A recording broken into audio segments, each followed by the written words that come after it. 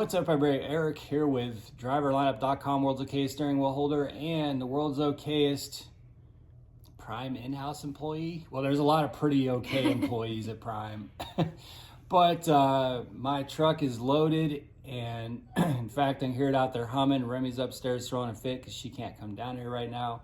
I'm waiting on Captain Dave to get here in about an hour and a half to throw his stuff in the truck. But I wanted to, before we left, talk with Jenna a little bit about her, because a lot of you have been asking. We never actually said what she was going to be doing. And before she does that, though, I want to say that it's a big leap for her to go in-house, but it's also kind of amazing for us because since Jenna and I've met, which was like 8 years ago now, we've worked together. So, running a truck together was absolutely perfect for us. And we created great systems for ourselves, and Jenna had things that she did and I had things that I did. Of course, when it's your shift, it's your shift, but we still ran a truck like really. It was just an amazing, like a well-oiled machine. Yeah, it was, people who have worked together for 8 years. We just had perfect processes, and Captain Dave and I have talked a lot about that too because his wife is going to be driving with him. But it was just really amazing, and of course, we got married, and now Jenna / we are pregnant, so she can't drive the truck. So it was kind of like, is this going to be the first time since we've known each other that we don't work together? And in addition to that question, does she have to depart what I think is the best company that we've ever worked for in our lives? There's a lot that you could be constructively critical about Prime for, and of course I do on this channel, even though I'm on the driver advisory board. A lot of you thought that I would stop speaking my truth about everything with Prime. I haven't, but it is still, without question, the best company I think that either of us have ever worked for.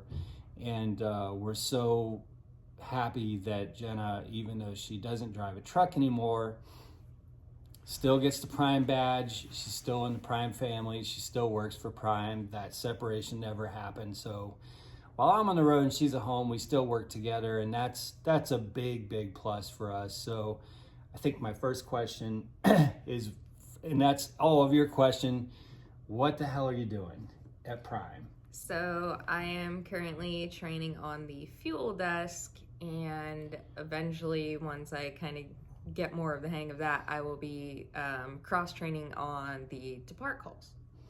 Yeah, so I told you guys when this was all kind of going down a couple weeks ago that you would be talking to her on the phone. Some of you may already have. She's been, right? You've been answering some calls in the last couple, since yesterday and today. So easy calls. Easy calls. So we're going to talk a little bit about fuel desk with her here in a second. But those of you who drive for Prime, you know that you're inevitably going to call the fuel desk for something. In fact, I just called the fuel desk like 2 weeks ago to make sure that my student's card was attached to my truck. Mm-hmm. So there's, you might think you never will, but you're inevitably going to. That's where she is. And like she said, eventually you'll probably be answering some depart calls, which all of us drivers do. Mm-hmm. Depart calls. So you guys remember Tammy, who used to work for Prime. She's in our Discord. Mm-hmm.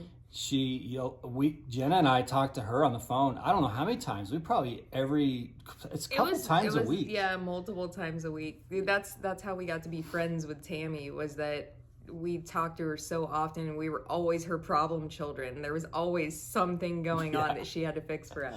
Yeah, it's funny because most of our depart calls were like nothing, but the ones that Tammy answered, was always some sort of there was some confusion as to what the reefer setting should be or something. But anyway, that's what she's going to be doing. So I guess, we've kind of talked a little bit about, and a lot of you will probably know this, but for those who don't, when you drive for Prime, fuel desk is a part of the broader support network for us truck drivers. that millions and millions of dollars spent on that facility over there at Prime, which I'll be at here in a couple hours, as well as the one in Salt Lake City and Pittston, is there just to support truck drivers. Like, that's the reason for its existence. That whole operation is to help us keep moving. And so anyway, all that said, what the hell is the fuel desk? So basically some of the things that Fuel Desk does is, for example, like Eric said, if you are trying to make sure your comm data card is activated so that you or your trainee can get fuel, you would call in the Fuel Desk. If you're having issues with comm checks, if you're needing to find a washout location, if you're needing to have an out-of-network fuel stop opened up for you, depending on the circumstances, a lot of times you have to call your fleet manager, but if you're like an independent contractor, owner-operator, you would call in the Fuel Desk and have them open up your card. For company drivers, if they're getting like reefer fuel, then we can assist with that. But there is just so much more than I ever knew that the Fuel Desk does. Sending messages to drivers, like for example, they're, out of service somewhere and there's a family emergency at home, we might get a call in with a family member who's needing to contact that driver, so there's just a lot of different things that Fuel Desk does, and I'm in the process of learning all of those processes. Yeah, so I may be here in like 2 weeks. I would like to hopefully interview someone in her department. I immediately told Eric, I was like, you need to get with my manager and interview them, because there is so much more that this department does than we ever knew. Yeah, and you guys really loved the interview that I did with Success Leasing. That video did really, really well. So here in a couple weeks, once she gets further into her training, I'm going to go hopefully sit down with someone at the Fuel Desk that, maybe her manager. So if you see this video, I'd like to talk to you. But next year, that's a big goal of mine too. You guys know, longtime subscribers know that I'm going to be a PSD trainer only after our baby's born. So my time in Springfield will greatly expand. And I'm also talking with Prime about doing some other things. So I think, in our podcast, we're going to be booting that up in a whole new format next year. So I think we're going to get a lot more time to sit down with some of these departments, because even in the 2 days that she's come home, I'm like, what? Fuel desk? What? That happens in Fuel Desk? You really don't. We don't, as truck drivers, we just see these phone numbers, hey, call this if you need this done. But you don't understand what all that department encompasses, what that person on the phone may have dealt with before you called. And I think that's really fascinating, just the entire support infrastructure that Prime has for us. Again, as a part of that 28% that I pay Prime of my line haul, my fuel surcharge, of my rate, we're paying to have Jenna and everybody else there for us to support us. And that's why, to me, it is so worth that 28% that I pay Prime to just have, be able to have these things taken care of. So. And one of the things that was so interesting to me is, as a driver, we know that there's a lot of resources and support for us. I am learning there's even more resources and support for us than I knew when I was out there, just because, there were certain things that we just never came across, so we didn't need to get assistance for. So it's just amazing being behind the scenes and seeing the logistical symphony, as Eric likes to call it, happening to keep the trucks running all the time. 75% of which you and I will never see. And I hope to be able to kind of show you some of that over the next year. But anyway, yes, Jenna is now full-time in-house with Prime Inc. and full-time in training. Full-time in training. It'll take a while for me to be able to be proficient enough to not have somebody sitting right by.